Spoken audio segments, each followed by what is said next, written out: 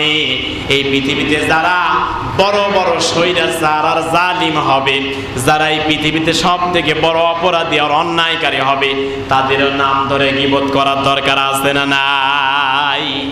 জাতির সামনে তাদের মুখোশ উন্মোচন করার দরকার আছে না নাই?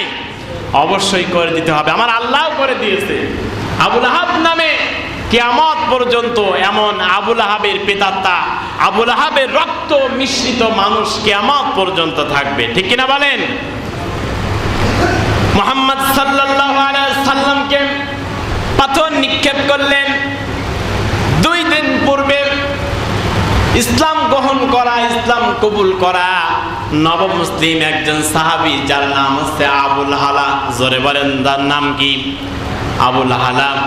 আবুল হালা বসা থেকে দাঁড়ালেন আর বললেন, আমি আবুল হালার শরীরে যতক্ষণ পর্যন্ত রক্ত আছে, 1 ফোঁটা রক্ত বেঁচে থাকবে, ততক্ষণ পর্যন্ত আমার নবীজির গায়ে আবু লাহাব আমি পাথর লাগতে দেব না।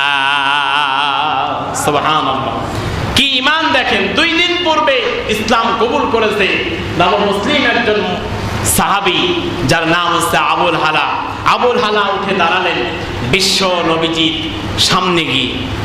এইবার উতবা একটি পাথর নিলেন, সাইবা একটি পাথর নিয়ে আবুল হালার যখন উপরে নিক্ষেপ করলেন, আবুল হালার ডান বাহুতে লেগে গেল। আর একটি পাথর যখন নিক্ষেপ করলেন, আবুল হালার বাম বাহুতে লেগে গেল। আর একটি পাথর যখন নিক্ষেপ করলেন, সঙ্গে সঙ্গে আবুল হালার মাথায় যখন লেগে গেল, আবুল হালা ঠাস করে জমিনের উপরে পড়ে গেল। পড়ে যাওয়ার পরে আবুল হালার নাক মুখ দিয়া, মাথা দিয়া রক্ত ফিনকি দিয়া বের হয়ে জমিনের উপরে যখন গড়ে গড়ে পড়ে যাচ্ছিল, আল্লাহ নবীজি বললেন, আবুল হালা 2 দিন পূর্বে ইসলামকে কবুল করেছে নব মুসলিম একজন সাহাবী, আমার সাহাবীকে ওরা হত্যা করে ফেলল।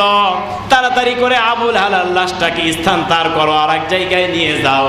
আবুল হালাকে যখন একটি জায়গায়, নিরাপদ জায়গায় যখন নিয়ে যাওয়া হলো, আল্লাহ নবীজি বললেন, আবুল হালা ওরা আমাকে পাথর নিক্ষেপ করতেছিল, আর তুমি সামনে এসে দাঁড়ালে, তোমার গায়ে তো পাথর লেগে গেল, তুমি তো এখন ইন্তেকাল করবে। আবুল হালা বলল, ইয়া রাসূলুল্লাহ, ইয়া হাবিবাল্লাহ, হুজুর আপনার জন্য, আপনাকে বিশ্বাস করে আপনার প্রতি ঈমান এনেছি, আপনার উপরে কালেমা পড়েছি, আল্লাহকে বিশ্বাস করে নিয়েছি। ইয়া রাসূলুল্লাহ, ইয়া হাবিবাল্লাহ, আল্লাহ পাক রব্বুল আলামিন কোরআনুল কারীমের মধ্যে বর্ণনা করেছেন, কুল ইন কুনতুম তুহিব্বুনাল্লাহ ফাত্তাবিউনি ইউহিব্বুকুম